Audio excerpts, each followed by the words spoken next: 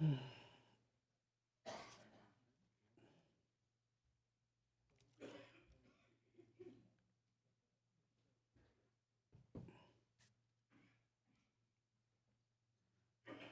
gentlemen?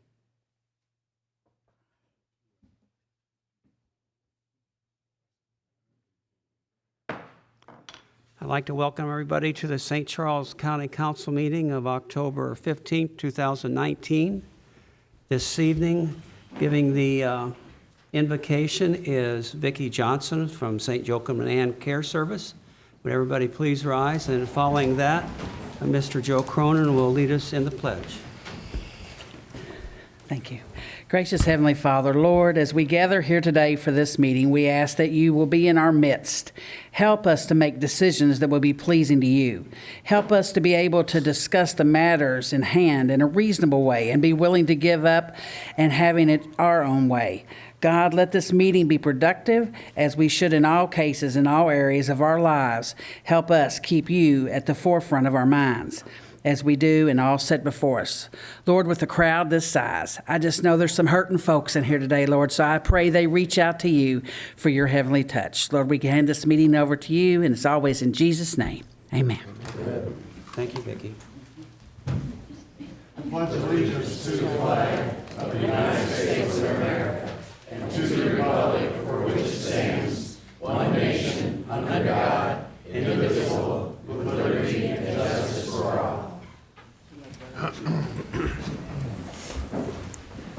May we have roll call, please? Councilman Cronin? Here. Councilman Brazel? Here. Councilman Elam? Here. Councilman White? Here. Councilman Hammond? Here. Councilman Hollander? Here. Tonight on our agenda, we have a conditional use permit, bill number 4771.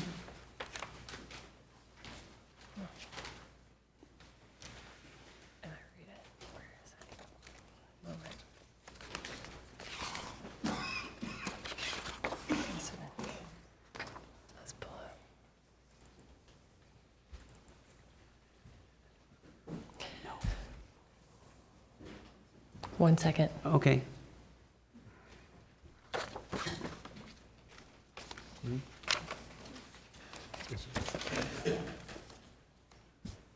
Bill number 4771, requested by Mike Hurlbert, sponsored by Joe Brazel.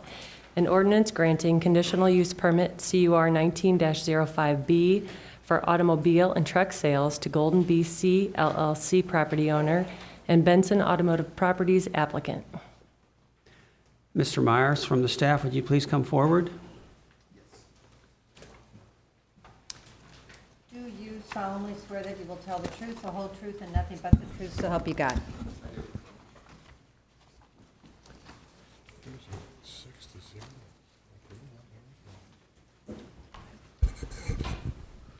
There are two related applications on tonight's agenda.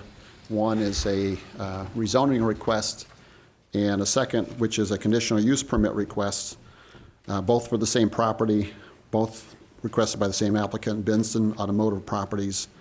The property owner is Golden BC LLC.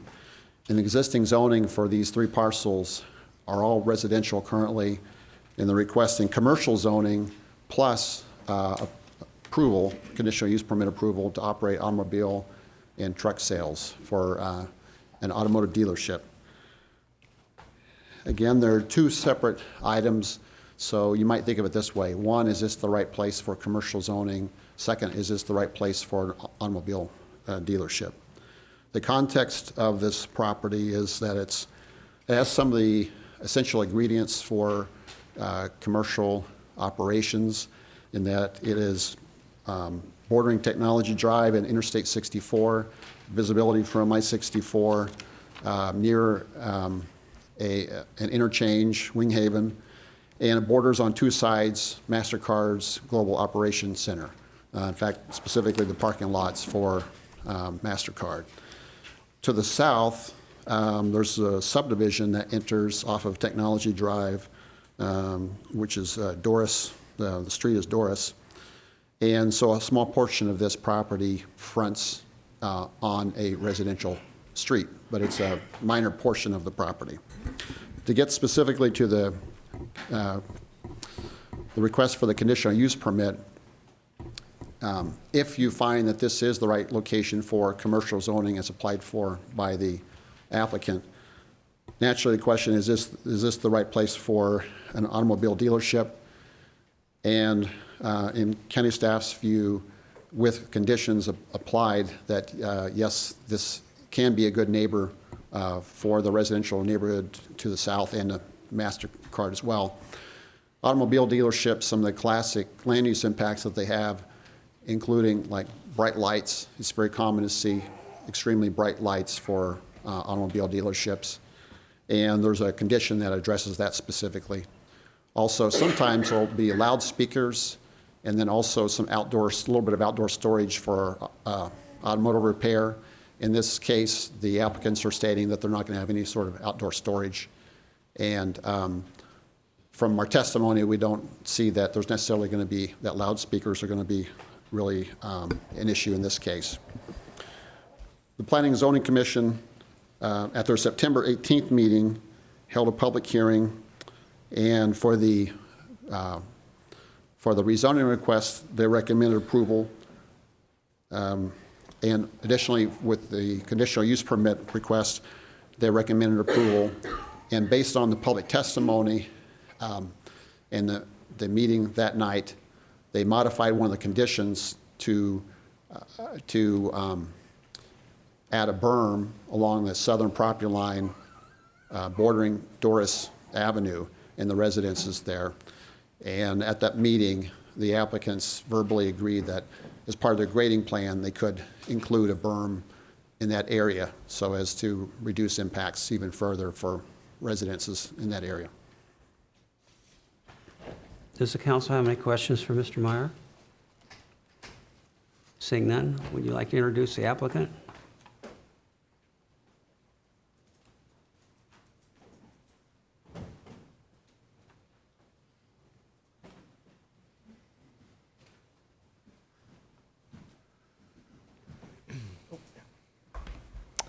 Can you be sworn in? Oh, yes, Do you solemnly swear that you will tell the truth, the whole truth, and nothing but the truth, so help you God? I do. Thank you. Thank you. Are there other speakers that need to be sworn in also? Oh, Do you solemnly swear that you will tell the truth, the whole truth, and nothing but the truth, so help you God? Okay, proceed. good evening. My name is Larry Walker. I'm with Bax Engineering. I'm the civil engineer for the project. We also have representatives from the developer also to answer any questions that you may have tonight. I'll speak a little bit about the rezoning and the conditional use permit. The property is located, I think Mr. Myers described well, 2150 Technology Drive. It's roughly about 7.3 acres. To the north, there's a MasterCard facility, parking. To the west, MasterCard also parking in their office buildings. To the south, as he stated, we have the Doris Drive residential zoning going back to Doris Drive. Cross Highway 64, there's bush wildlife. You have the theater, soccer field, and I do believe there was recently, City of Fallon rezoned about 100 acres to commercial zoning on that other side of the highway, but just to the north of that also. We feel that the I-64 corridor is fairly a good place for this type of use, this type of zoning. With the surrounding commercial zonings, MasterCard's high-tech corridor, we're requesting commercial zoning. We do have some dealerships just to the south or the east as you go around towards the river. You have Lufew's Chevrolet, Frank Lita Honda, and there's also a Mercedes-Benz dealer just there, right there at Highway K. So we do feel this is appropriate for this area. I do know property has been on the market a while, and the owner is looking forward to bringing, a new GMC Buick new car dealership to this area in St. Charles County. We do respectfully request that these items be approved, and we'll answer any questions that you may have. Okay. Do you have anything to say, sir? Yes, sir. I'm Derek Sewell. I'm a partner with Benson Automotive Group, and we're excited to come to the O'Fallon area. We're from South Carolina and looking to come up here. We have contacted Rankin College. We look to open with 50 employees and grow that to 75 employees. Our initial investment will be anywhere from $8 to $10 million on this piece of property, so we'll bring a lot of tax revenue. We're just excited to come and be a beacon in the community and hopefully be a light to the neighbors. Not bright light, but we're just hoping to be a light. We plan to do some landscaping in that particular area. We want to just really put some nice vehicles that enhance the community over there. So if you have any questions, I'd be happy to answer them. Thank you. Does council have any questions? I do. Do you have can you put a display of the, you got a plot plan drawn out, do you? Sorry. You got one on for I was the, thinking there might be one. does the people in the back have one on, can they put it up? Yes, they have. I was thinking there might be one up on. Well, they should be able to put it up there. And I also have a Google Earth overlay for that also. So I guess we're going to hear from some of the residents in a little bit, but who's here for the car dealer thing? Can you raise your hand? Oh, okay, I was wondering what all the folks are doing here for. So on the road that's going in, that's where you're going to put a berm on that? Is that what you said? Correct. If I can, the berm No, I know, I just is being talked about is right along this area right here. So these two lots that are close to Doris Avenue, are those two residential lots that you're gonna go? There's actually a portion of a residential lot right here and right here. Okay, so I see. So Yeah. is that, Robert, what you're saying is there's multiple zoning, that lot and then two residential lots? Okay. Correct. And then for the berm, you could put trees in it as well, or is that? Correct. That's what we're pulling, is heavy landscaping. Okay. There was a request at planning and zoning for a berm and a site-proof fence, which we agreed to. Just for some reference, the distance to that closest house is about 110 feet, I do believe, and we have a 35-foot buffer on our property. Okay, and then the back lights will be the zero, I don't know how, maybe we don't do that here, but when you go to a CUP, we can have those lights that are in the rear that have the zero light pollution lights? Is that part of the? There's a recommended condition in the draft, in the bill that's before you, that states that full cutoff light fixtures shall be used, and that's specifically to address lighting for the neighbors. And that's in there? Okay. I don't have any questions at this time. Sir, could we know what he's talking about on this side?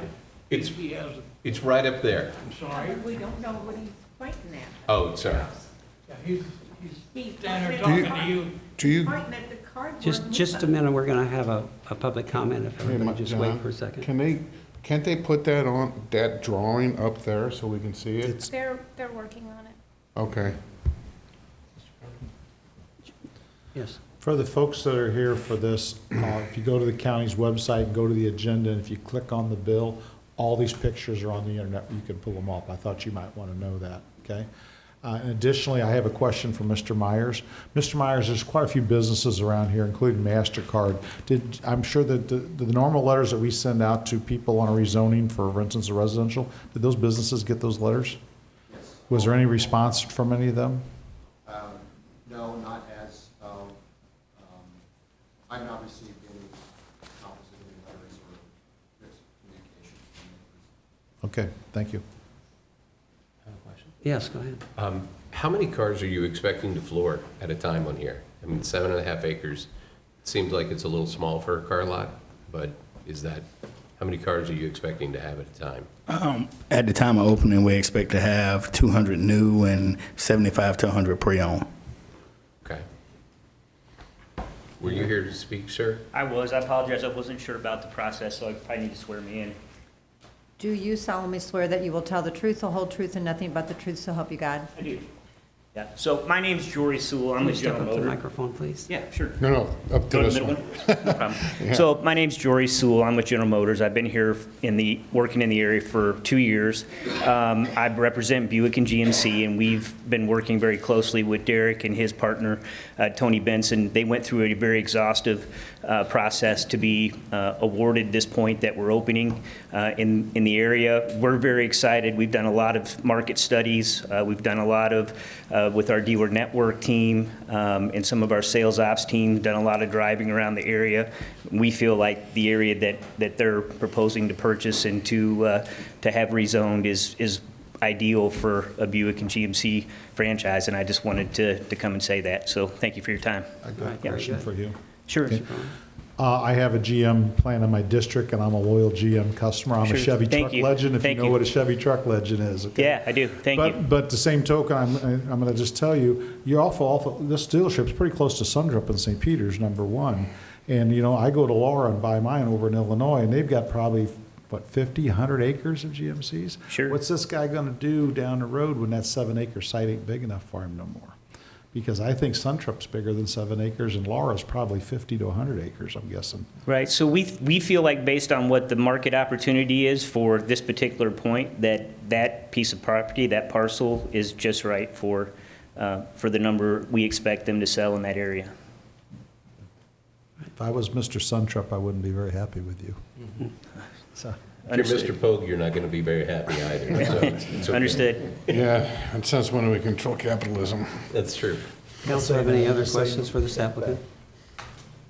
Seeing none, we'll open it up for public comment. Any individual supporting or opposing this applicant is now invited to share their comments with the council, and the council staff will call them.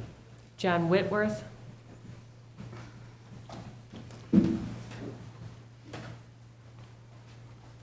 Good evening, Board. Excuse me, I'll need to Oh, swear you in first. Do you solemnly swear that you will tell the truth, the whole truth, and nothing but the truth, so help you God? I do. All right, proceed. Good evening. I'd just like to address some concerns that I have. If you ever pulled out of our subdivision, it's right on the top of a precipice of a hill. So coming from what you guys are calling the south, the cars are coming up the hill, and it's really hard to get the timing right just to pull out right now with MasterCard's traffic and, you know, the traffic coming from going south and the traffic coming north, just to pull out of our subdivision is terrible. And, you know, you said you were going to build a berm there. That berm might affect our visibility to pull out also, you know, especially if you stick trees up there.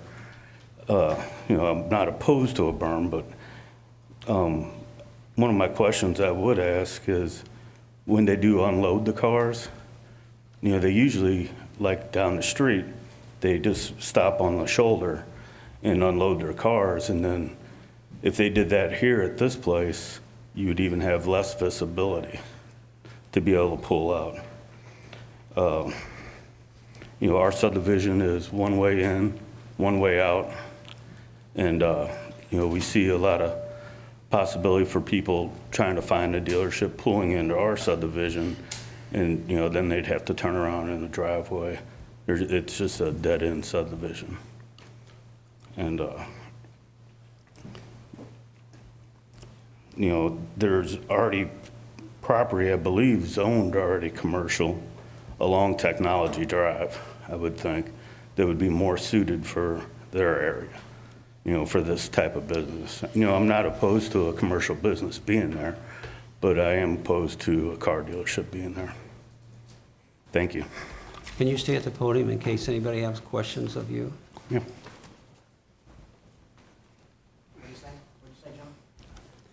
Does Anybody anybody have any have questions of this person? Applicant or Mr. Myers? Pardon me? The applicant or Mr. Myers? Okay, the applicant or Mr. Myers? Okay, you can be excused. Thank you. Philip Hamilton.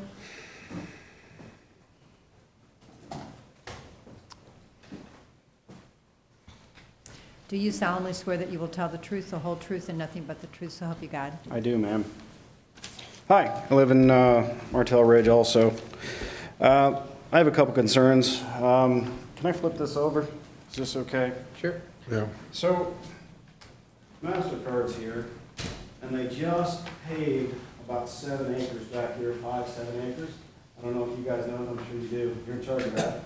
what are you going to do with the runoff on another 7 acres that you're paving? There's a creek that runs directly behind my house, somewhere right about here. Let's see, right about here. And I'm pretty sure Winghaven is lower than that creek. So where's the 20 acres of pavement going to run to? It's going to run to that creek, which is probably going to flood Winghaven. I don't know if any studies have been done on that. It seems kind of vital, being as there's, 1,000 residents in Winghaven. Traffic, he brought up the unloading of cars. The dealers down the road on K, which I believe there are also car dealership lots zoned there next to them, they stop in the middle of the road. I can't pull out of our subdivision to make a left. It takes, between a minute and 5 to get the timing right. When you stick a semi there with cars unloading, how long is it going to take then? I mean, the visibility is going to be pretty minimal. I don't see anything on their plan for loading or unloading cars. How are you going to pull a semi in a 250 cars? How are you going to pull a semi in that lot and unload it? I don't think you can. It seems like a poor planning on their part. Lights. They added a soccer field. Well, they added the soccer field across the highway. It's, 3/4 of a mile to a mile from my house. I can see the lights every night that they're playing soccer. You had a car field, a car lot. I'm fairly certain, even with zero viz, it's going to light our neighborhood up. We didn't buy in our neighborhood to have city lights. It's been there since 1959. This gentleman right here built most of it, and there was nothing there when it was built, and you want to stick 1, 2, 3, 25, 30 lights at the beginning of the neighborhood. It seems like it's going to flood our neighborhood with lots of light pollution. Property values. Car lots fail, let's face it. I just passed Jim Ternary up here, big giant lot. What happens when that fails? I don't know if I've passed any neighborhoods that have a car lot in their neighborhood, which this would be in our neighborhood. It seems inappropriate at best. I can't imagine trying to sell my house and having someone drive past a car dealership that failed.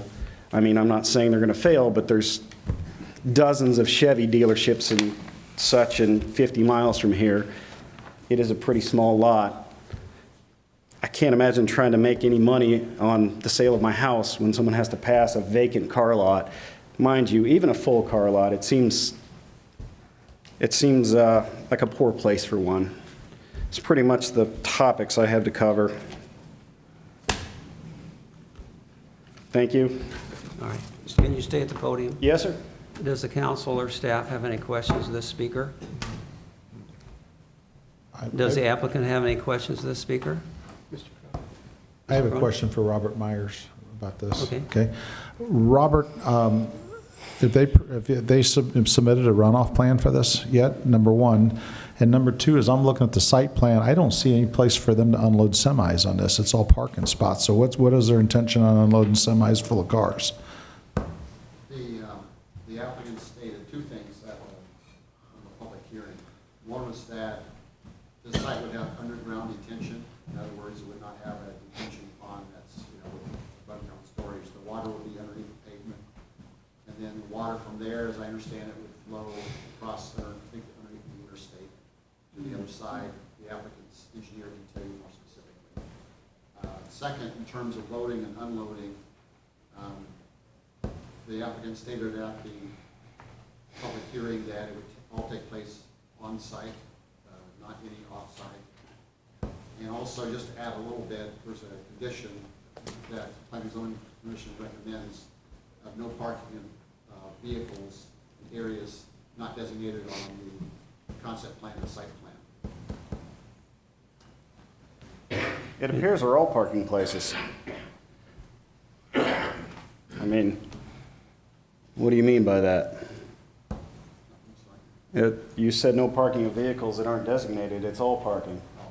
Well, for example, sometimes you'll see automotive sales where they park in the grass, park in the right-of-way, park in the median, things like that. needs to be parked on a paved surface in designated areas for display of vehicles. Thank you. Any other questions? Seeing none, you be excused. Thank you. Thank you. Carrie Hamilton.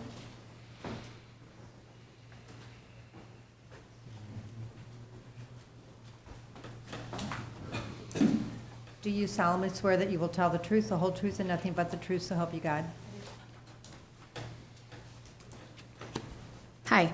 I had a concern. The traffic was addressed and everything, but you said there was like a plan to have no outdoor storage, so it doesn't look, I guess, junky. But how do you enforce that? Like, how do you enforce that they actually go through with that? Like, how do you enforce all that? Robert?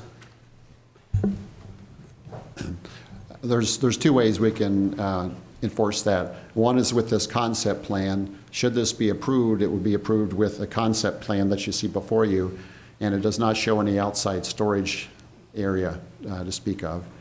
Second, there's a requirement in our zoning code that for any operations that include automotive repair, including auto body, that any wrecked or dismantled vehicles or parts must be stored either indoors or behind an 8-foot tall privacy screen fence. And so those provisions are in place to help ensure that it doesn't become an eyesore with outdoor storage.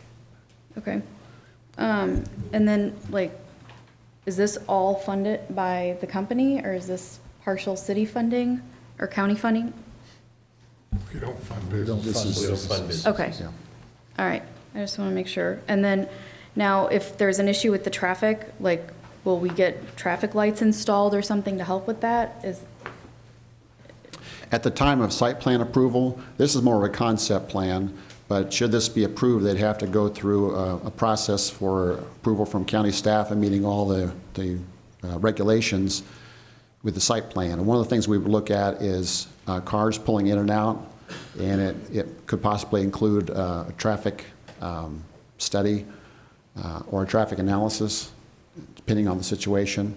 We'd look at site distance requirements, visibility requirements of the corner of Doris Lane and Technology Drive. And if through the analysis it was determined that it was a high enough volume of traffic or if conditions warranted, there might be a need for, say, a turn lane. I think it would be surprising if a traffic light would be warranted, but certainly we would look at those things at the time of site plan. Okay. There was one other thing. Oh, was other property in the area considered for this project? Like, That's not our concern. that's not your concern? Okay, well, that's all I got then. Does anybody have questions for this speaker? Does the applicant have any questions? Seeing none, you're dismissed. Thank you very much. Next speaker? Trista Baker.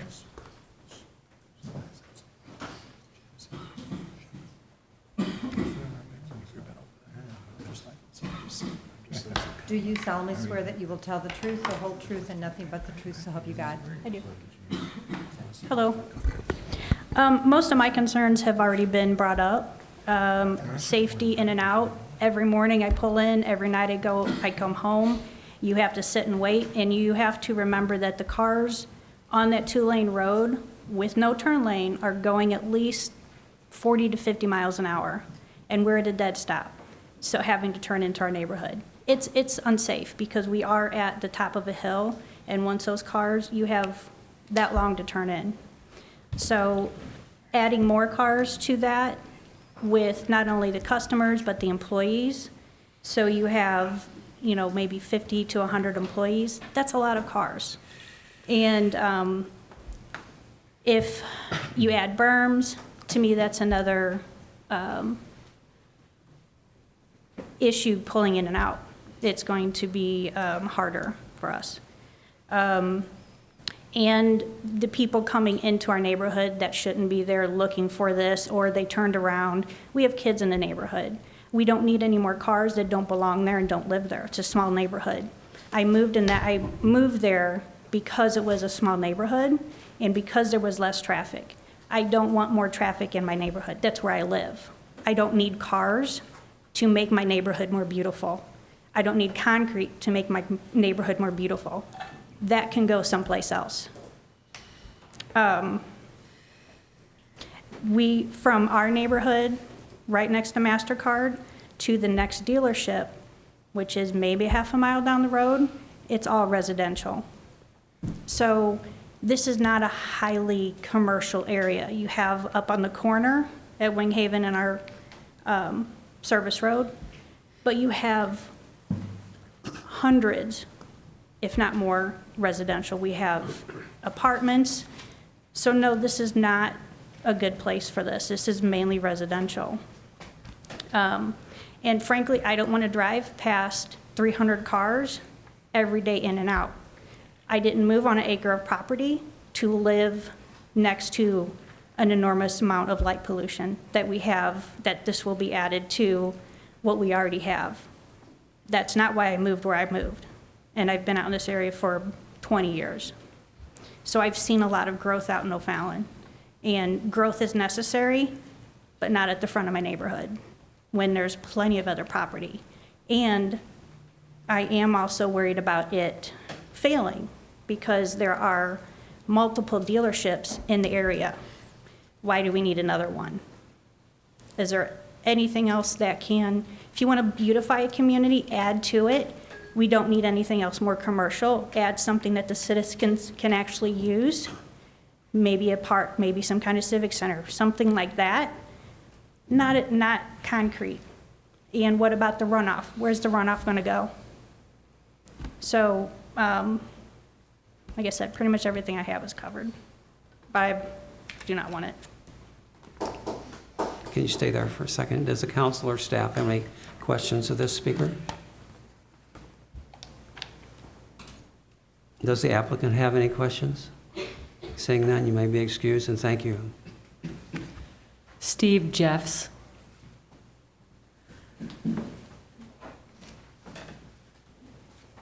Do you solemnly swear that you will tell the truth, the whole truth, and nothing but the truth, so help you God? Yes. Hello, gentlemen. I've lived on Doris for about 30-plus years. I've seen a lot of changes in the area, good changes. That progress is great. As far as the dealership in this area here, I'm going to go with the rest of our residents, where it's really not a necessity. If you just Google around car dealerships from our location, there's over 20, 10 big box stores. You know, I mean, we don't need a GMC dealer and Buick dealer. You've got them, you know, covered within an 8-mile radius. Also, with the concerns of getting in and out of the subdivision. I don't know if any of you have ever traveled Highway 64 at between 2:30 and 5, but it will be backed up from 70 past our neighborhood, and everybody will get off K and come up the service road to try to dodge the traffic. So that increases the traffic volume there. Right now, I think if you go on MoDOT, the average daily traffic count for the service road in that area is about 4,500. Doesn't sound like a lot, but that's a lot in that area. I have some concerns also with the entering and leaving the facility. As of right now, there's only 2 12-foot lanes, 6-foot shoulders. One shoulder is designated for bicyclists. Are they going to be able to put in turning lanes? I don't think so. You have one side, you have the interstate with guardrail. The other side of their property that they're talking about is elevated. I don't know if any of you have been by there. The elevation of this property is about 15 to 20 feet above the service road, along with major utility poles. These aren't wood poles, these are steel high-rise poles. What are they going to do with that? I mean, they can't move them. The utility company's not going to do nothing with them. If you guys do see that this is a fit for them, I would like to plead that the 2 lots there on Mortail Ridge, what you're calling Lot 1 and 3, which I think are really 50 and 51, stay residential. I don't see where they need that corner of the property, if this goes through, to put another 15, 20 cars. That would also keep the mature trees that are there as a light buffer for most of the residents, because once they take those mature trees down, there will not be no light buffering. Noise buffering, there's nothing you can do about it. We hear the interstate all the time. I mean, that's just what it is. There are properties north of that, if you want to call it. There's 33 acres up past, probably not a half a mile from there. That's, zone commercial already and industrial. I would be looking at something like that there would be a better suit, you know what I mean? Or farther down by where Jim Tenary is, or Franklin Hunt, or whatever that is. There actually, I think, between there's a automotive mall drive, there's a vacant building in that area, you know what I mean, for automotive use. But that was my concerns. About basically everybody else has touched on that. But I would like to know what they would do with the traffic on the service road, because it is heavily used, and especially in that area.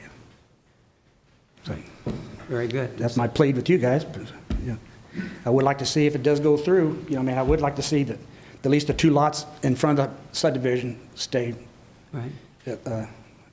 Residential. All right. Does council or staff have any questions for the speaker? I have a question to Robert regarding what he said. Okay. Okay. Hey, Robert, when I'm looking at the multicolored map of this rezoning, it shows the subject property stopping before the residential houses on Doris, but the site plan's got it.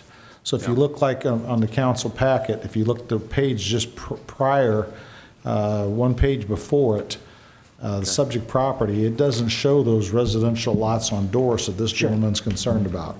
And so I don't know if that's an error on our part or what's up with that. It's correct that there's 3 lots involved. There's the larger lot along Technology, but also there's 2 lots that are fronting on this residential street. The first 2 lots into the subdivision, they are included within the rezoning request. So our map then is incorrect on the page prior to this?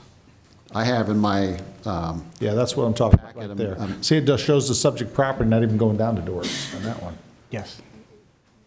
Right. What's correct is there's 2 lots on Doris that's included as part of this application. So this map can be amended to reflect that. Are there any other questions? Does the applicant have any questions of the speaker? Seeing none, you may be excused, and thank you. Next speaker. Derek Sowell.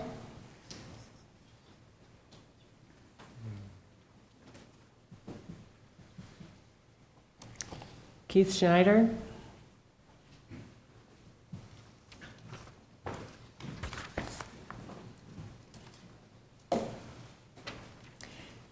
Do you solemnly swear that you will tell the truth, the whole truth, and nothing but the truth, so help you God? I do.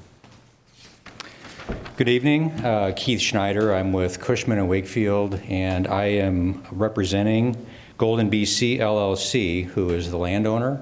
Golden BC LLC, the managing principal is Lisa Bowie. A lot of us know. She asked me to convey that she supports this use and the proposed zoning due to the jobs that it will create, as well as the sales tax and property taxes that will be generated for years to come. I helped Lisa buy this property in 2011. At the time, her initial plans were to build a funeral center at this location, and those plans have changed. The current use of the property is agricultural. The current zoning is residential, which I think is not really appropriate for that area, given the visibility to the highway. There's other higher and better uses, higher and better zonings for the property. The county's 2030 land use plan calls for industrial. I don't believe the site is ideal for industrial at all because of the relatively small site and the narrow, long configuration. I think it'd be difficult to put an industrial use there, and frankly, I think there's other commercial uses would be better suited. And some of these other comments I have are more related to some of the comments that came up in the public hearing when it went to P&Z, and I understand there may be some continued opposition by the city of O'Fallon, so just to address some of those as well. The question came up about how long was the property in the market. Again, it was for off and on for about 5 years. We had one offer from a developer, a national developer that wanted to build an office building there. The site was on the market to try to attract tenants. We could not find any tenants, so they terminated the contract. The question's come up a few times about, has MasterCard expressed interest in the site? What if they would expand there? The broker who represents MasterCard is Andy Baggy out of our Clayton office. He's had a number of discussions with MasterCard. They do not have interest in the site at this time. He said there's no reason to believe they will have interest in this site in the future. The only time they did have interest in this site was to expand their parking field. But as we've heard, they're already expanding. They've got land on site to expand in addition to the expansion they just did. And they just leased 60,000 square feet off-site at the City Mortgage property.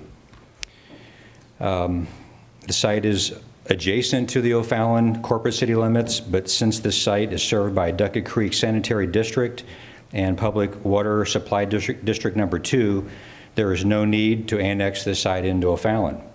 I believe the current buyer has no plans to annex it, and there's no reason to believe that the next buyer, if this transaction doesn't go through, there's no reason that the next buyer would annex it into O'Fallon either, so therefore it would not fall under their zoning purview. I've heard the suggestion that the proposed dealership should be located down Technology Drive near the other automotive dealers closer to Highway K. And the only problem with that is there's no land down there that fronts on the highway. The only land that's available down there is in the back off of the highway. And I've never seen a dealer who will locate their dealership in the back in a cul-de-sac. They want strong demographics, they want high visibility and high traffic counts. I believe it would be easy to argue that a new automobile dealership that sells today's high technology vehicles is a higher and better use than a parking lot, or in many situations an industrial building, and many other buildings that might meet someone's subjective high-tech criteria that may generate fewer jobs, no sales tax, and less property taxes to support the local taxing entities. And on behalf of the property owner, I ask that you support this rezoning request and CUP. Thank you. Does the council or staff have any questions of the speaker? I have a question. Yes. The two residential lots adjacent to it, is that part of your deal as well? It's all, yeah, it's all So together. how long, were those for sale for a long time as well? The site was purchased in total, and it's being marketed in total. I believe the zoning, the future land use plan calls for that entire 7.3 acres, including those two corner lots, to be industrial. I don't think it makes sense for those two corner lots to be used for residential, being that close to the highway. I can't imagine anybody wanting to live that close to the highway. So yes, that's part of this, and it's my understanding based on, I'm representing the seller, not the buyer, but it's my understanding based on comments made at the P&Z public hearing that they need that entire 7.3 acres to make their site plan work, which is why they're going underground with stormwater. Nobody would build a house on those two lots. I mean, it just never work. And so, okay. Any other some questions? of the other, I'm sorry. No, go ahead. Well, some of the other points you made, the other uses, the council is given the job to decide that everyone has a right to fill out a petition, and the property is going to be used for something. So you got to figure out what is the best use for that property. And this one piece falls into unincorporated county where MasterCard, the ball fields across, all that's O'Fallon. They did all those lights. They did all that stuff. We had nothing to do with that. So let's just so you understand that. And this is just that one little piece. And as a property owner, they have a right to sell it. And so you have to figure out what is within the law, the guidelines of the law. And if they have that right, you can't take, in my view, we can't take property rights away from either parties, the people who live adjacent to it and the people who are trying to sell it. So that's what this council's task is to decide that. And so you say that the property has been for sale for 5 years and there's been no traction really on it. And so at this time, this is what the applicant is applying for, is for this type of zoning. So that's that. Okay, any others? Does the applicant have any questions for the speaker? Seeing none, thank you very much. Thank you. Jennifer Narang.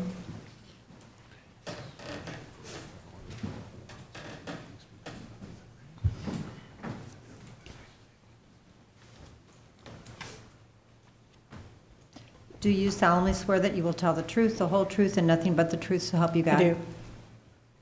I also live on Doris Avenue, and as a number of my neighbors have already testified, there is a lot of traffic already getting in and out of Martell Ridge. It's a complete blind side to the south and already a bit of a danger. Even just looking at the traffic issues, if you were to add the additional traffic that would have to come from putting in a car dealership right there, you would have to expand that to 4 lanes. Where is that coming from? It cannot come from the side with the highway. It can't. So it would have to come from the other side, which would cut into the property. Therefore, it wouldn't be big enough even for the use that's requested. Also, unlike what the applicants made it sound like, this is not a commercial area.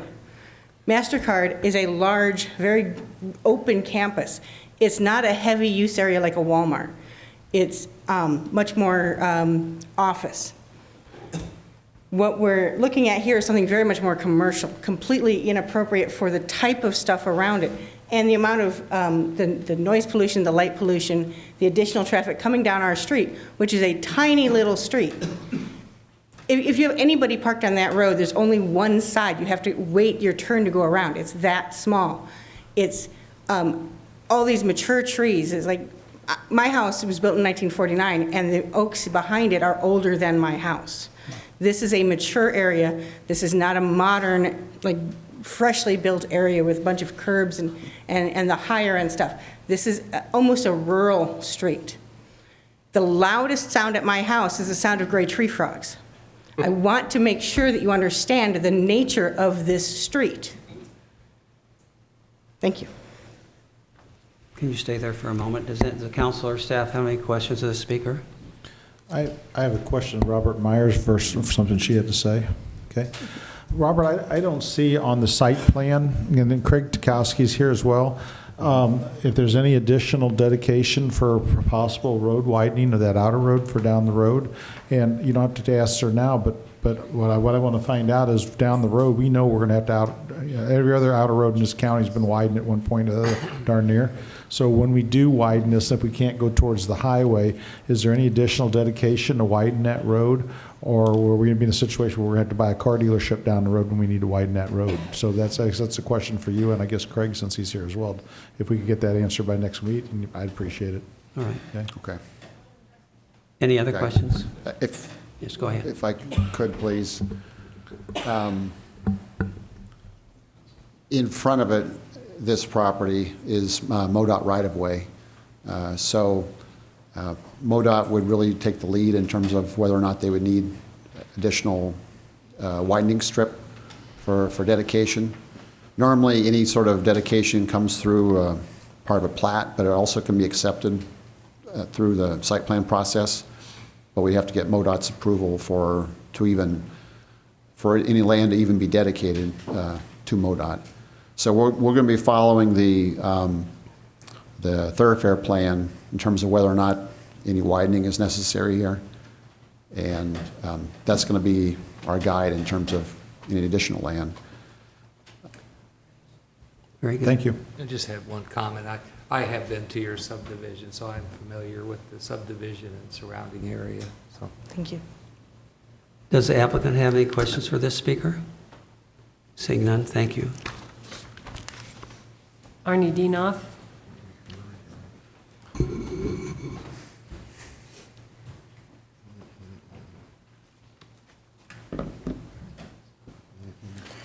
Thank you very much, members of the County Council. My name is Mr. Arnie. Dino. I'm sorry. Do you solemnly swear that you will tell the truth, the whole truth, and nothing but the truth, so help you God? Yes, I do.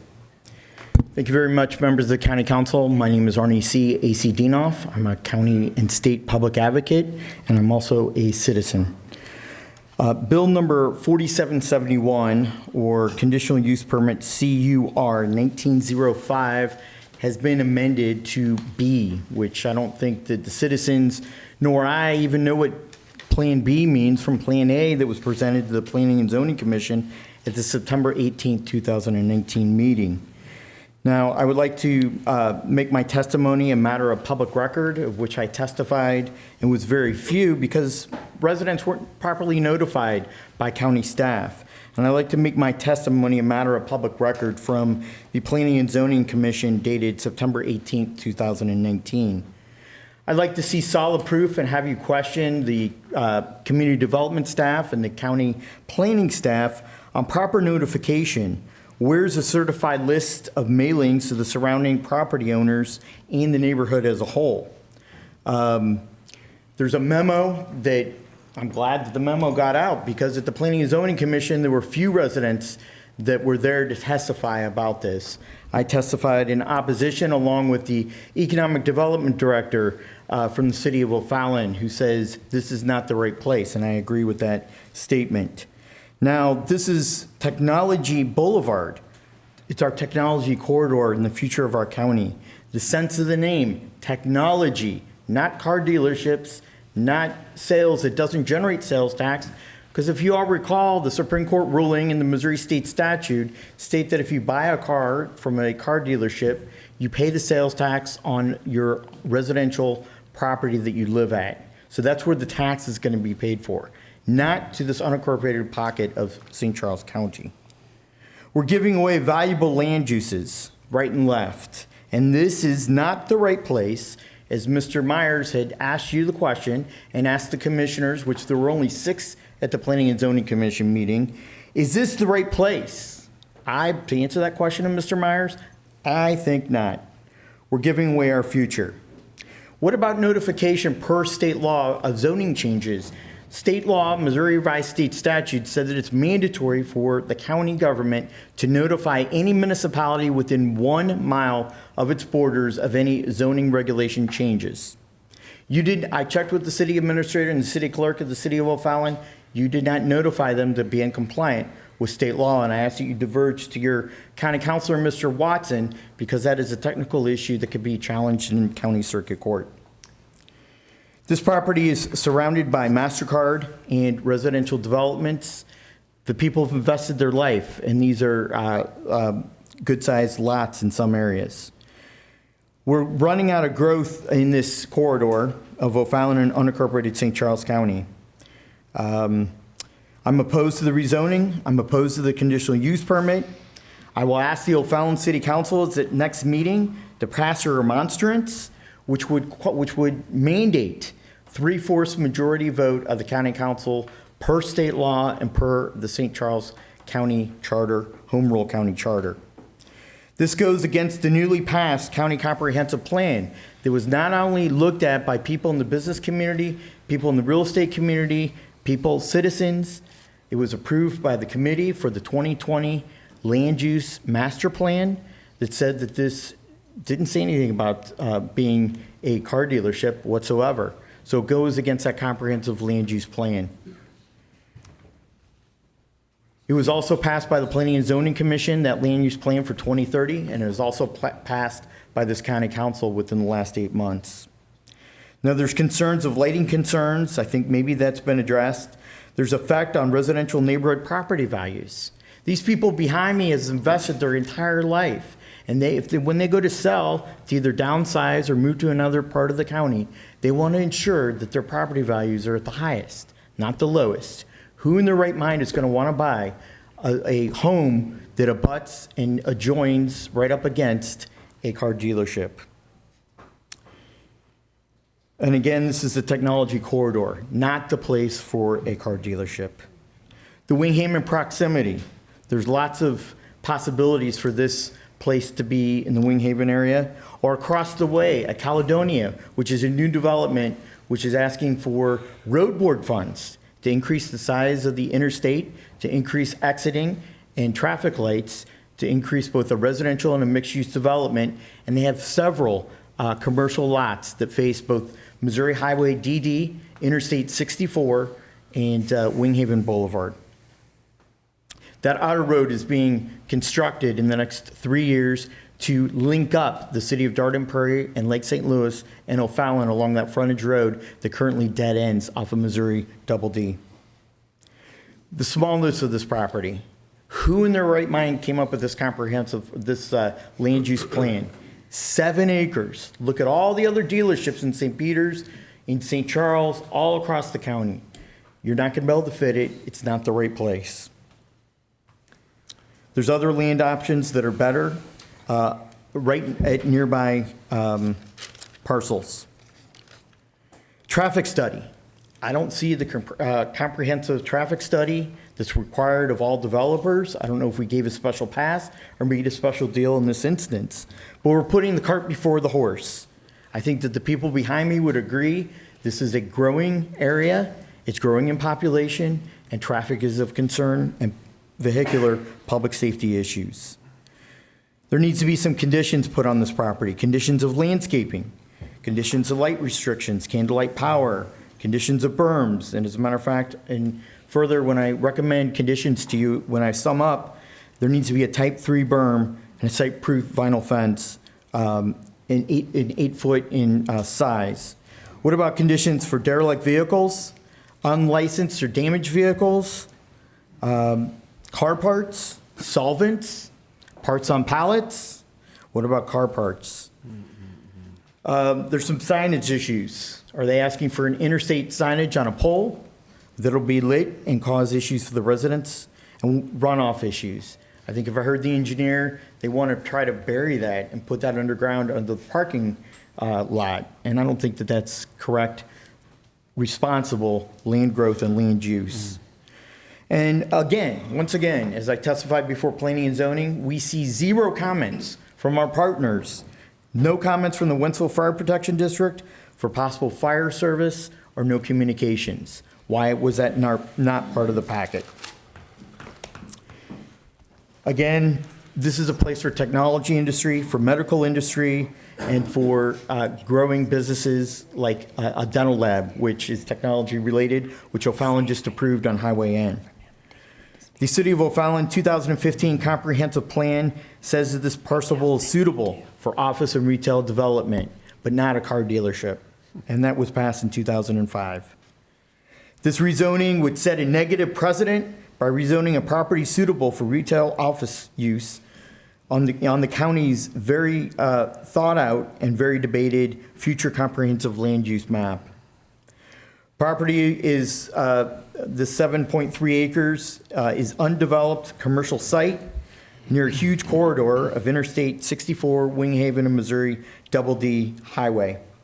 The rezoning of the site, which would drastically limit options of marketing for the economic development staff of not only our county, but the City of O'Fallon. This is not a large continuous commercial property, and the infrastructure is not currently there to provide basic necessities and public services such as water, sewer, natural gas, and electric. This rezoning would reduce the ability to attract large-scale developments in this technology corridor with our future land use plan. This rezoning contradicts the clear, concise, and future vision of the County of St. Charles and also the City of O'Fallon. This would further set a precedent to allow encroachment into a residential area of zone properties.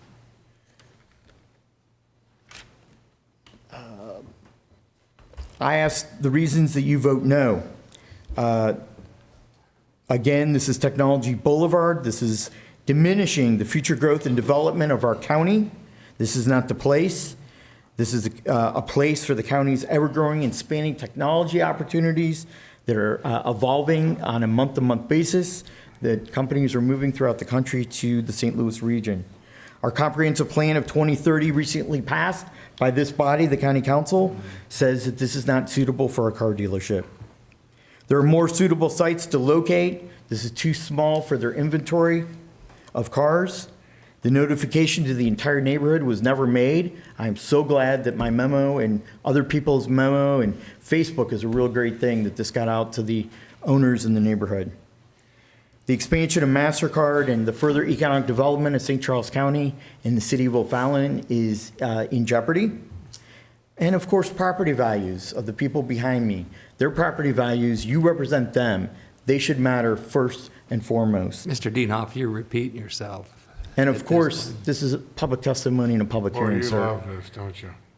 Just keep talking. I'm not derogatory, I respect you, Mr. Brazel. No, you don't respect anybody. I'm asking for the same respect from you. Come up here every Mr. day, Chairman, may I please have the criticize floor? Yes, but, you know, we try to keep it under 3 minutes, so try to wrap it up. Check with your counselor. State law says well, the you people have the are ability curious to Dean. public testimony in Marnie, zoning matters and please zoning proceed. regulations. You were close to wrapping it up. Thank you very much, Mr. Yeah. Chairman.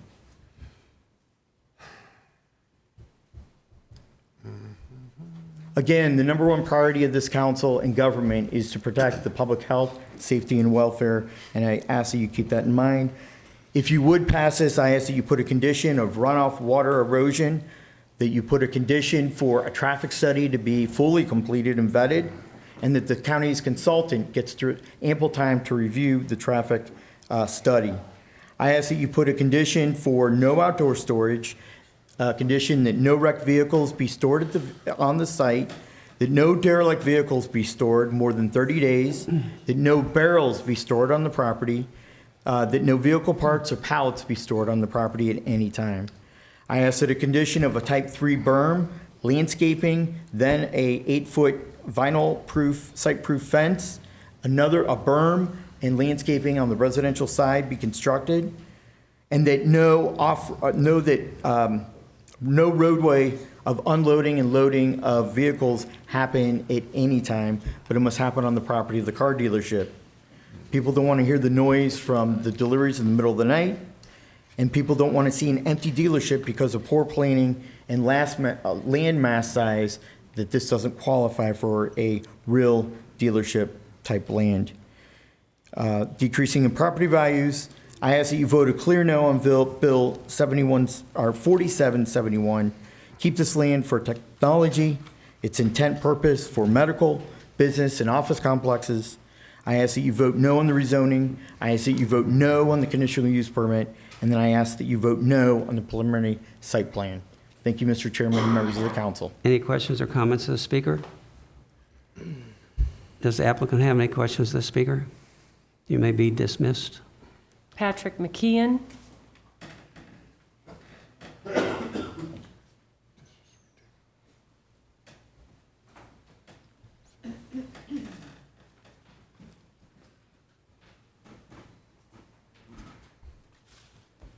Do you solemnly swear that you will tell the truth, the whole truth, and nothing but the truth, so help you God?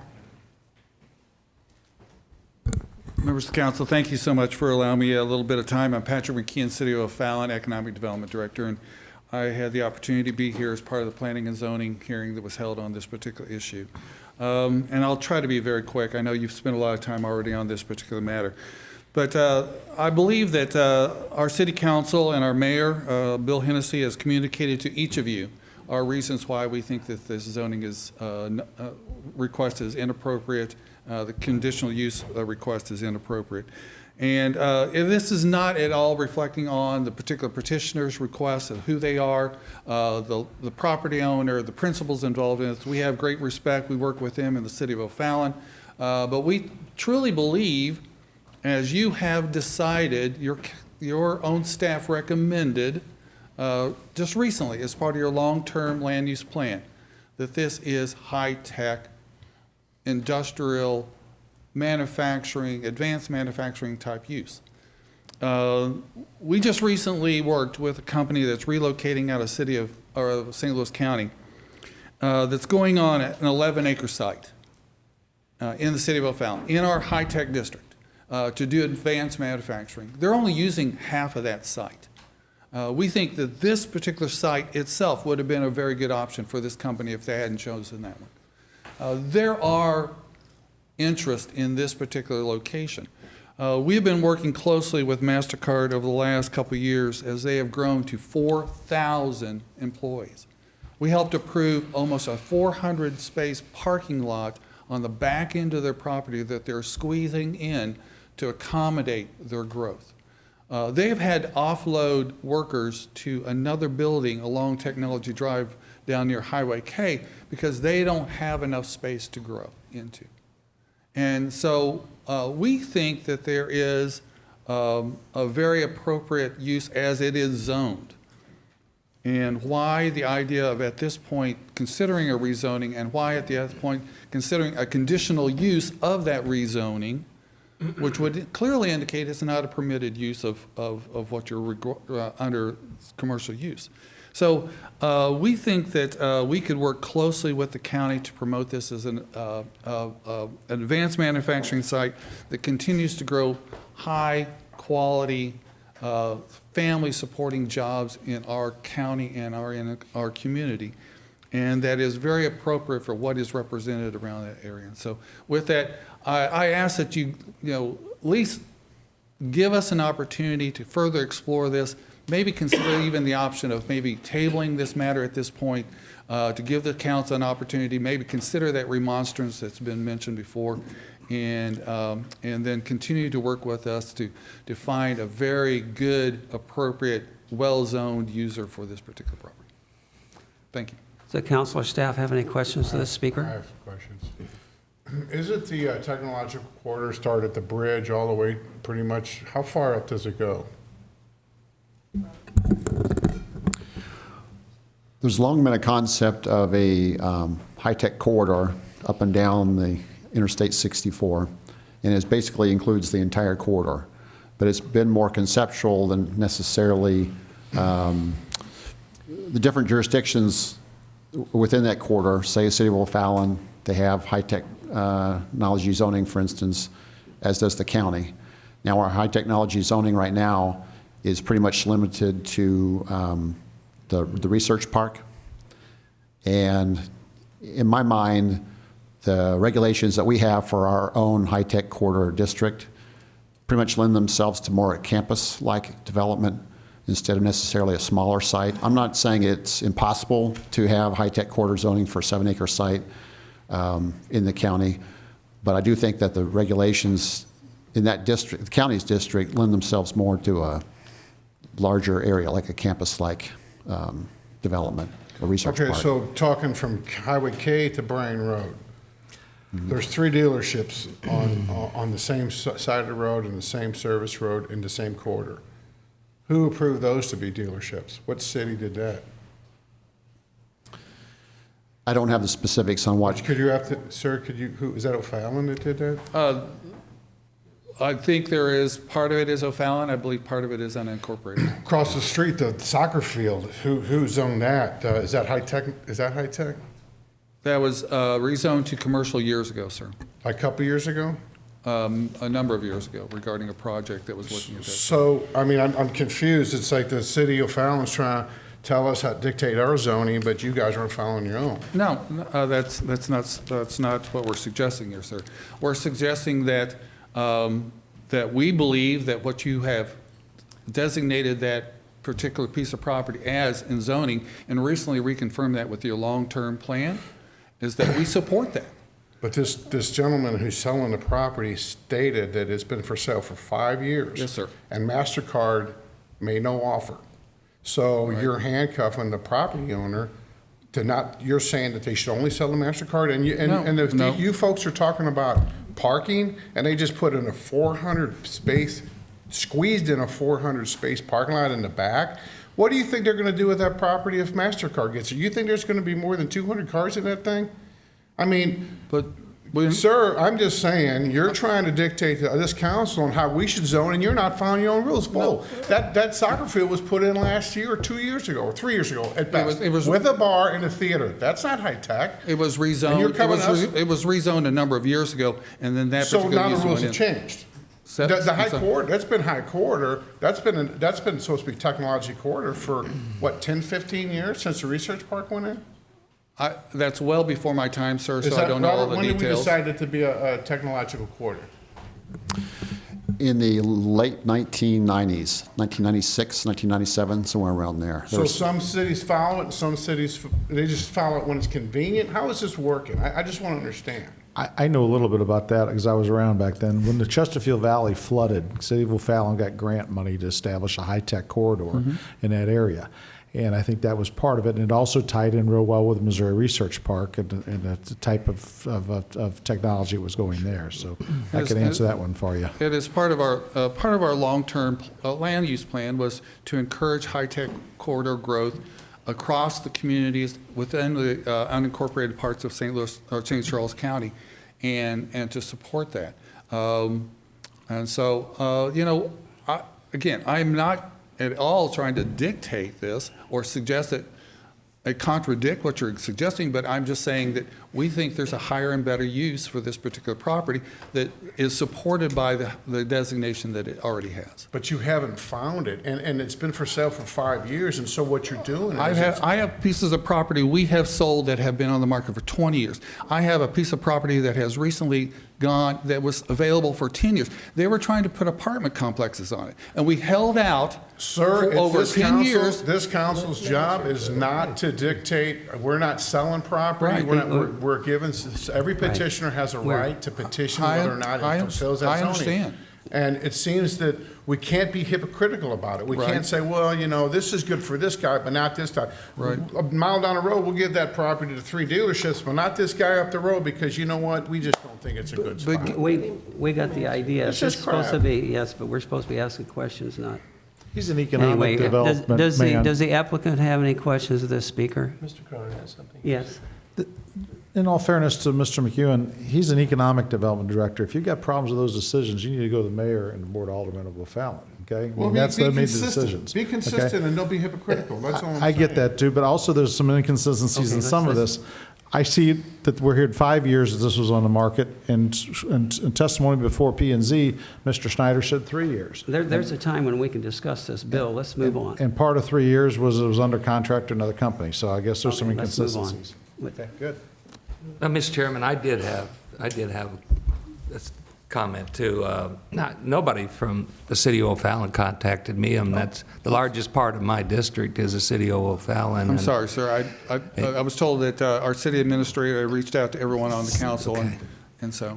And again, I echo the words of Mr. Brazel. This is in the county. It's not in the city, Right. and there's water and sewer available without city water and sewer. So I just want to. We totally respect your decision and your ability to make that decision. We're expressing our opinion, and we believe that we want to support the zoning as it's designated and the long-term use plan and the opportunities to fulfill that to a higher purpose, and that's what we're asking. I understand. Thank you. All right. Thank you. Thank you very much. I have speaker cards from Larry Walker and Jory Sewell, who have already spoken, but if they have anything more to say, they can.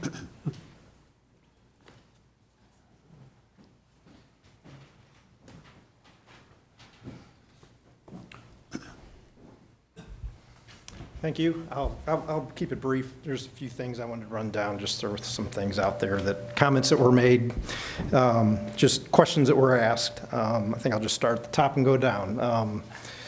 This facility, they're not planning on having a body shop, so you won't have any of those types of things on the property. The berm that we were talking about on the south side wouldn't encroach into the right-of-way. It wouldn't encroach to impede sight distance or anything. This is a conceptual plan. We would have to submittals to everyone from MoDOT to the county engineering, and that might pan out and say we need a traffic study, and of course we would have to comply with all the requirements, whether it's runoff or lighting and all of those things. Road widening kind of falls into that also. Do a traffic study if it's necessary. I have personally worked on those 2 automotive projects for Luke Fuse and Frank Lita. We did rezone that from high-tech to C2 back in 05 and 06. You know, those are down the street, I guess, about 2.8 miles in that corridor.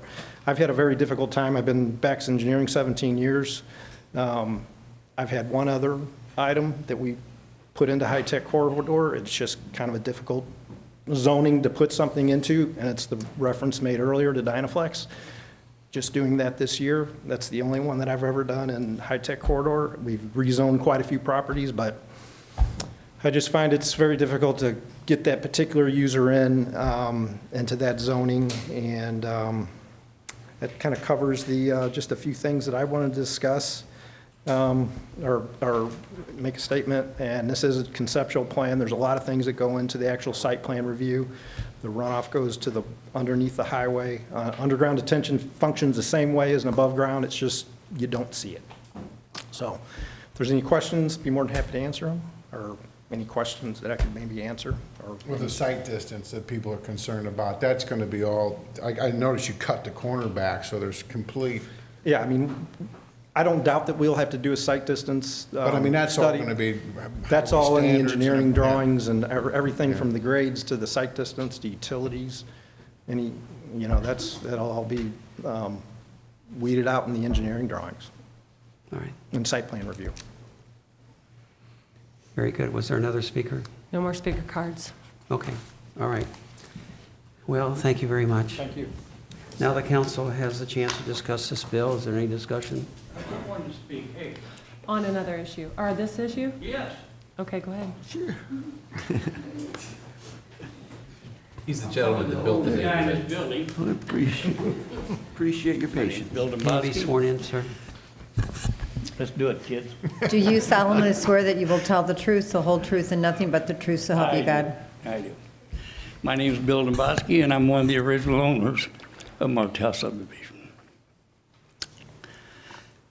I'm for and against. I have no problem making that a commercial piece of property, because those first two lots aren't worth a damn. Okay? But I am against a car lot, only because of the 1,400 things I've heard behind me today. How many of you have driven down Doris Avenue, going back in there? What did you notice about that street? It's pretty narrow. What else have you noticed? On lots 1, 3, 5 through 32, behind every house, there's a row of trees. There is. We left them there on purpose, to keep the lights down from MasterCard. Oh, and we're still guarding those trees. They keep talking about a berm. I don't know what that means. A berm could be as high as your pedestal right there, or it could be 2 feet high. You needed some clarification. I just talked to the state engineer today. There's been no conversation about doing anything to Technology Drive to improve traffic along that area. Okay? He said that I did ask that, and I'm going to ask you, if this berm isn't high enough, that we use the 30-foot setback law we had in that subdivision. All houses had to be set back 30 feet. I'm asking for 40 feet and leave those trees along Doris Avenue. That would cut down the lights, light glare, cut down some noise, and beautify the area instead of looking through there to see cars. Okay? Lots of these people have lived there for over 50 years. And they certainly don't want a commercial car lot at that corner. I'm going to repeat what I said. No problem. I wouldn't build a house there. In fact, my son and I and Ira built about 30% of those houses. So all the lots are half acre or bigger for small families back in those days. So I'm not going to drag you on. I beg you just to think about what you're doing. I know the county needs the money. You could sure as hell get a bunch of sales tax out of that place. But you need to stop and think about the people that live around there and the people that are going to live around there in the future. To answer this gentleman over here, the state was appalled that we were even thinking about putting a parking lot there because of these other people stated it, the width of the highway to turn into both Doris Avenue. And they do not show 2 entrances to the lot, to the facility they propose. So that gives you 2 more entrances off of that road to get in and out. So I'm not going to waste your time. I'm just begging you to really think about what you're doing. Keep it commercial, keep the whole thing commercial, sell it to somebody. I want to put something in though. Mrs. Martell sold that to us with the contention that we wouldn't make that commercial. We did, because she lived there next to it. Freddie DeRay bought that piece of property to keep houses from being there. Freddie DeRay was the original owner of the 7 acres. Okay? I would also like to say for 10 years after Freddie died, his kids couldn't sell that piece of property for 10 years. They just set it back here. They were saying, you guys are saying, it's been sitting there 10 years, or 5 years, or whatever it's been sitting there from now, since Bally bought it. Mrs. Bally, I'm sorry. Since she bought that piece of property, with the intention of putting in a mortuary there, and changed her mind and said, I'll just sell the whole damn thing out, including the other business, I understand. So anyway, that's up to her. Please consider not making that a parking lot. I'll be glad to answer any questions, because I've been there long enough, hauled enough rock, and been pounded on by the people that bought some of those houses over the years. Just one question. What do you envision would work there? What would work there? Yeah. Truthfully, a medical building. We've got a lot of medical buildings going up in our area. I don't think it'd be a good store, an outlet store type thing.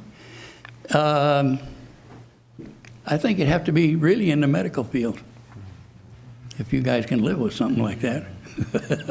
You don't care as long as you get your tax money.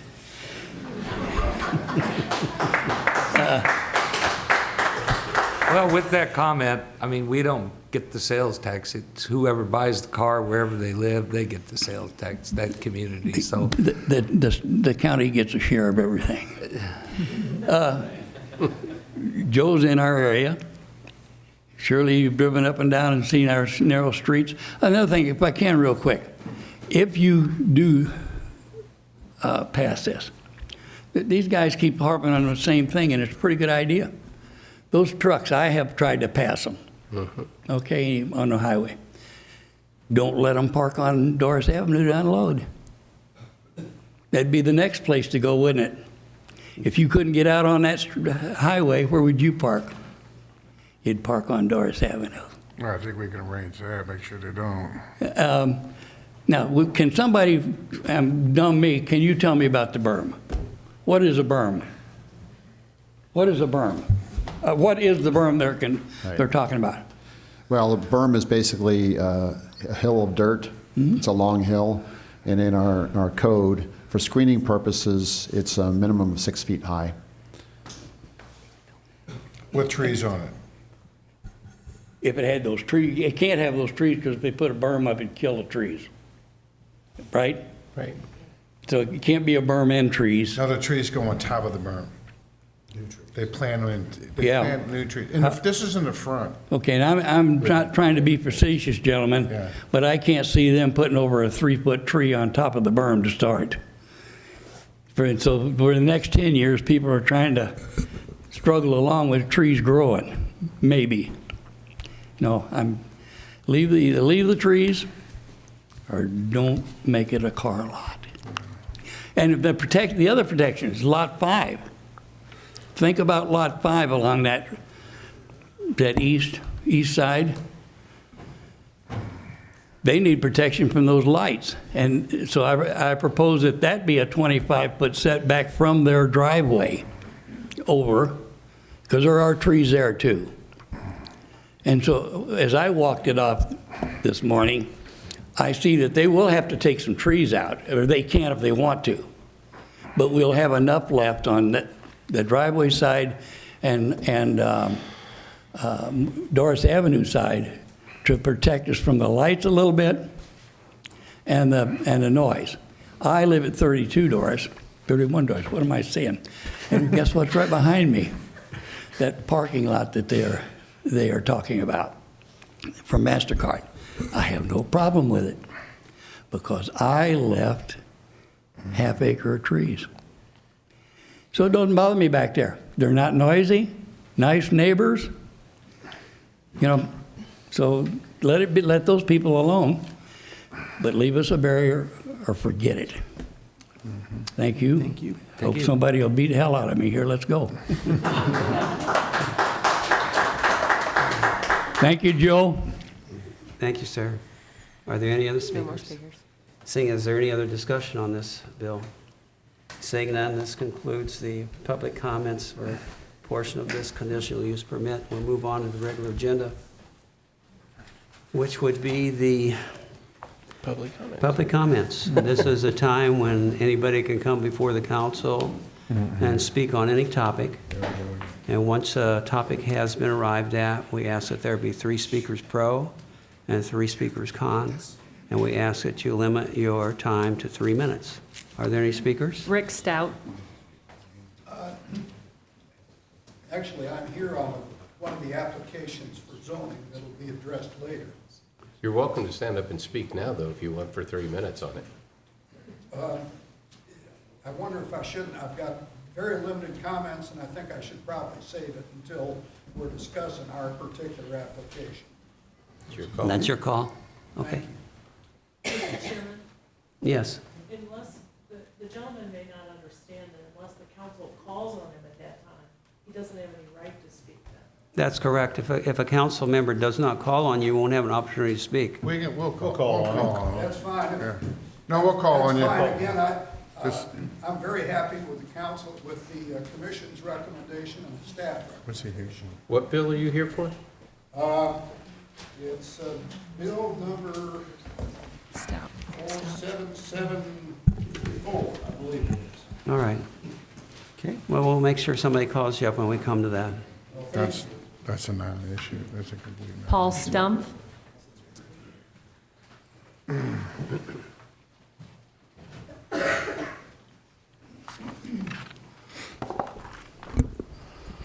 Good evening. Again, my name is Paul Stumpf. I had a well-written speech that lasted about 13 minutes, but I'll cut that down just a little bit. Thanks, Paul. You got to cut 10 out of it. Okay, thank you. Limit you there. I would first like to take the opportunity to thank the members of the council for your time and consideration on this matter. I would also like to specifically thank the people that have come out to support me tonight. Your question, sir, earlier was what we were all here for, if the council will indulge me.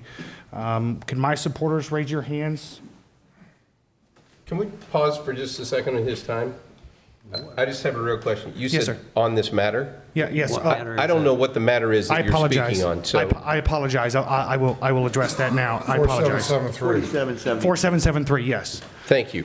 I ask for some patience from the council. I've never been to a council meeting, so I'm learning as I go. It's all good. So are we. The reason I'm here, council members, is that I'm asking that the council grant my request in changing the zoning of my property so that I can continue conducting my auction business. My business located at 477, or excuse me, 477. 7370 Weber Lake Road. Thank you. That was part of the 10 minutes that he had. It probably would have been better if I just read this. I've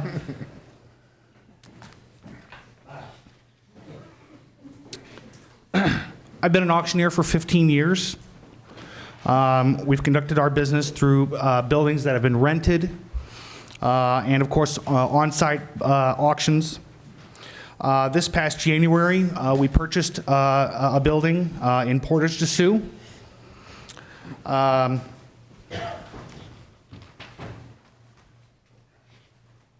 At Paul's Auction, we sell goods and household property.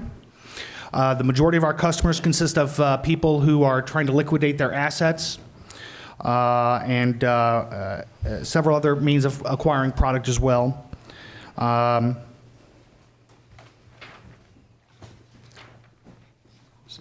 Our building is approximately 6,000 square feet. It's roughly 4,000 square feet accessible to the public. It rests on nearly 4 acres of land. Since January, we've already spent thousands of dollars on the beautification of the building and property, including 1 acre gravel parking lot and thousands more in building upgrades to ensure the compliance with all applicable ordinances, including 2 new handicap compliance restrooms.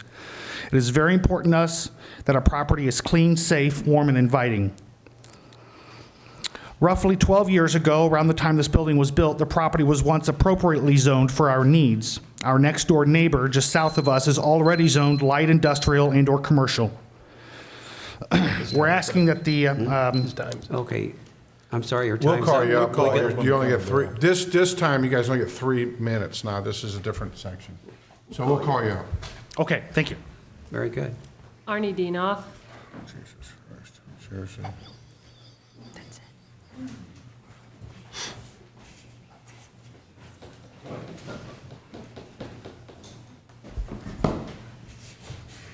Thank you, Mr. Chairman, members of council. My name is Arnie C. A.C. Dienoff, County Public Advocate and citizen. First of all, I'd like to applaud your confirmation after the public citizen comments of the appointment of retired Circuit Judge Nancy Schneider from the City of St. Charles. This was the last name to come to Steve Ellman, the county executive, and he was running out of time. He asked a number of people in the community and couldn't get any takers. I'm finally glad that a woman is going to be on the council. Finally glad that a woman will be on the all-dominated white male county council. Ms. Schneider, I just encourage you and give you this bit of advice. Stay independent, be fair, be caring, be most honest, be ethical, as some county council members are not, in my opinion. Follow your heart and your mind, and don't take direction from Steve Ellman, who appointed you. Do not take money from vendors, contractors, and the people doing business with our county. Don't take money from real estate agents or people who have developments before planning and zoning, which goes to the county council for ultimate decision-making, like the Whitaker family, which donated to each one of your campaigns and got approval at the last meeting. Not true. Not true. Take the higher road and represent the 75,000 county residents. Have an open door and an open mind. Do not be controlled and obligated by Steve Ellman, but represent the citizens that you are appointed to represent. Now I'm calling for the resignation of County Prosecutor Tim Lomar. Tim Lomar has been stalking, harassing, Here we go again. threatening, We got- caused property damages, caused property destruction, use of mustard on Associate Circuit Judge Erin Burleson's home at her home in Wing Haven. I'm asking that Mr. Lomar resign from public office because he And probably since he thinks he has the First Amendment right to be rude, he gets to talk. So I'm going to talk over him. This is every meeting. And causing It's insane, all right? problems for the I judge. mean, it is insane. A He needs rude to remove individual himself from public who's office unethical, and resign who criticizes people at immediately. every meeting. I am And calling we got for to the sit here and listen to this resignation at of Tim every single Lomar. meeting. Mr. Chairman, Tell me when I the have 3 minutes floor, are not up, Mr. please. Brazel. No, He's being sir, you are disrespectful and violating unprofessional our and house unethical. rules. You are I would like violating our extra time house. because he is taking up my time. No, sir, you are violating our house rules. You have a right to speak, but I have a right to speak You over are you. disrespectful, That's our and I will constitution. find somebody That is to my run against you this constitutional. February Please do it, and Dino, run if you do it every I will. year And against they're everybody. gonna remove you After from your office. 97 runs at office, why don't you try They're going to 98, remove you from okay? office. And then we can add your conviction list up there They're too. gonna When that You comes have up. been convicted. You have a felony conviction. All right, You drove sir. drunk. Yes, There's sir. your 3 minutes. Mr. Dienoff, Mr. Dienoff, Mr. Dienoff, Mr. Dienoff, This is what he wants. please conclude, no matter, I'm giving him what he wants. Mr. Brazel, no matter how despicable, no matter how dishonest, he has the right to speak. I know, I just can't listen to it. Please proceed and wrap it up as soon as possible. I'm asking that the county council vote for Bill 4773 in unincorporated Portage to Sioux. This is needed in the community, and it's an auction house. Stop crushing the little citizen. Number 2, I'm asking for the reconsideration of Bill 4750, zoning application RZ 1908 of Stephen and Aaron Zahner 2676 Technology Drive. Ask that you vote to reconsider the override. The vote at the last meeting was 42, but there were 5 votes needed per the county charter to override. Now, this property is surrounded by commercial on 3 sides in the interstate. You are doing disservice to the owners and treating them differently than anybody else. So I'm asking that the majority do that. And then finally, I'm recommending that the owners appeal to County Circuit Court. They've been horribly treated by this council and wrongly because they took on the Republican chairman of the Republican Party and municipal powers of the city of Garden Prairie. For those reasons, I ask that you reconsider to override the veto of County Executive Steve Veltman. Thank you. Thank you, Henri. Are there any other speakers? No other speakers. Oh, that's exhausting.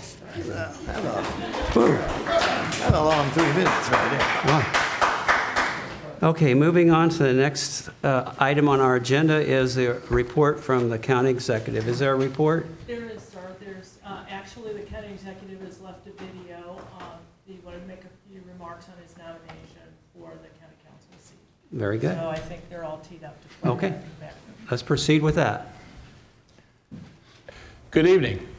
I'm very disappointed I can't be at the council meeting this evening and introduce Nancy Snyder as my nominee to replace Mike Klinghammer, who, as you know, has left the council. Joanne, John White, and I interviewed 10 candidates to replace Mike, and we were very impressed with the quality of the people that applied. And quite frankly, there were several of them that I think would have done a tremendous job. But I very much believe that Nancy, by far, is the most qualified and will do the best job not only representing the people of the 6th District, but working with the rest of us in county government. I've known Nancy for 35 years. I practiced law with her, and while she was a lawyer, she was involved in some very important cases, and I think that's one of the reasons that Governor Ashcroft appointed her as an associate circuit judge. She's a graduate of Lindenwood University. She worked for 10 years at ACF before going back to law school at St. Louis University. She's one of the first women to practice law in St. Charles County, and while in practice, she served on our Board of Equalization. She served on the St. Charles City County Library Board, and also as juvenile prosecutor. She served on various Supreme Court committees, including the Budget and Education Committees. Nancy's serving currently as the president of our CCRB, and she volunteers as an OASIS tutor at Knoll Elementary School. I trust that if you've had any questions, you've had an opportunity to meet with Nancy and discuss your concerns with her. I'm hopeful that having considered her, that you will approve her nomination, and we can all get together, working together to improve St. Charles County. Thanks a lot.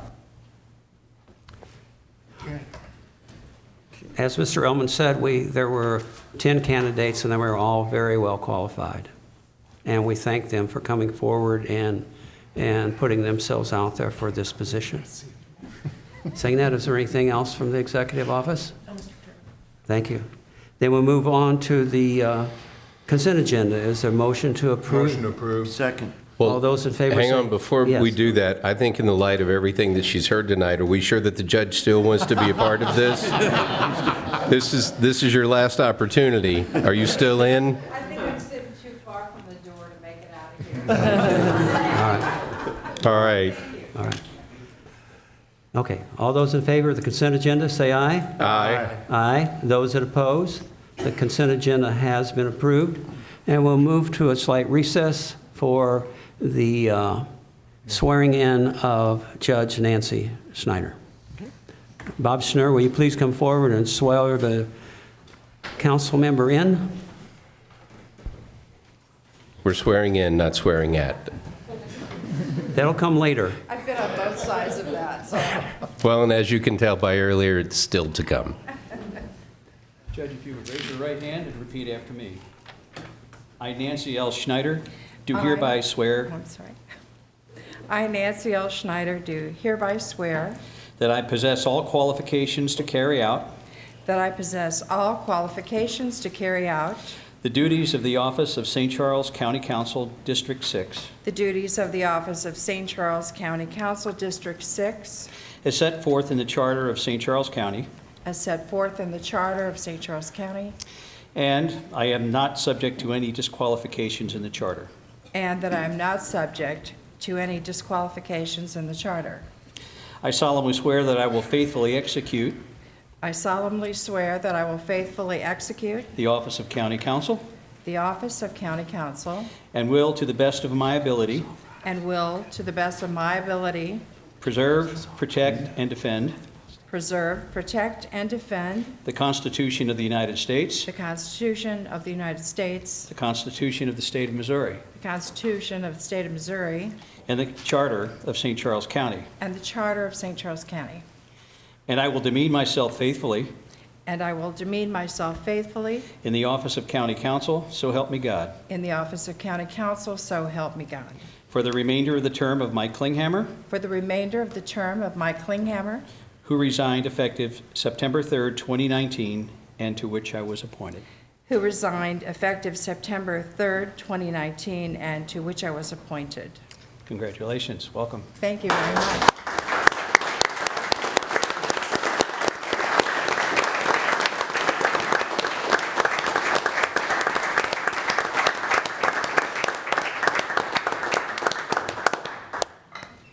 Thank you very much. I'm honored by the appointment, and even after my initiation hazing this evening, I'm happy to be here, so I look forward to working with everyone. Thank you very much. Speaking for the council. Speaking for the council, we welcome you, Nancy. Thank you. Here comes the judge. Wanting to say that for a long time. Oh, yeah, very good. Thank you. Okay, moving on the agenda is resolution number 19-07. Resolution 19-07, sponsored by Joe Brazel, a resolution appointing Jason Kessler to the Board of Trustees of the Hancock Bottoms Drainage District. Whereas pursuant to the St. Charles County Charter, Article 10, Section 10.608, the County Council passed Resolution 2-09, establishing a Board of Trustees for the Hancock Bottoms Drainage District and appointing 3 residents of the district, namely Leonard Nadler, Tom Kessler, and Ted Strockoff, as its first members for the terms stated therein, and whereas by resolutions 4-9, 6-3, 6-8, 7-10, 8-13, 9-8, 10-11, 11-8, 12-8, 13-8, 14-07, 15-5, 16-5, 17-8, and 18-11.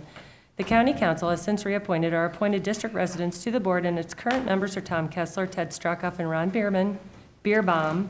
And whereas because Tom Kessler's term expired on August 26, 2019, the council seeks to appoint a new member to a 3-year term beginning October 15, 2019.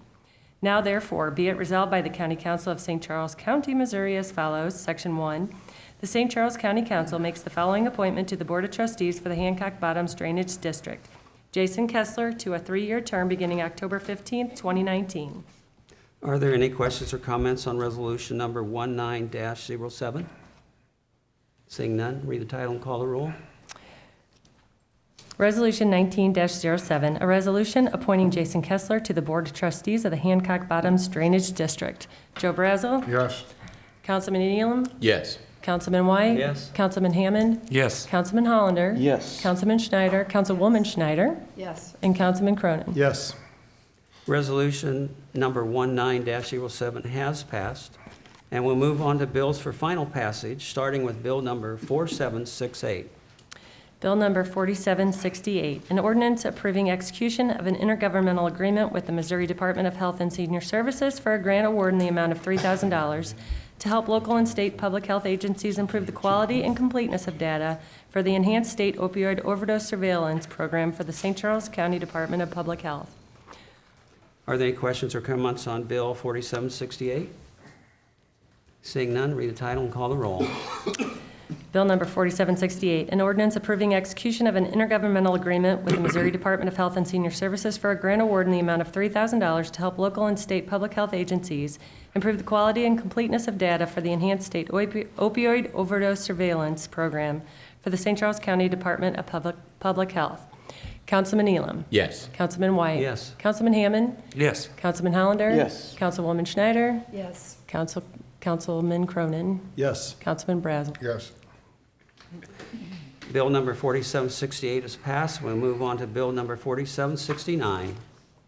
Bill number 4769, an ordinance amending the 2019 budget for positions within the St. Charles County Police Department, Bureau of Administrative Services, to reallocate positions within the Records Division.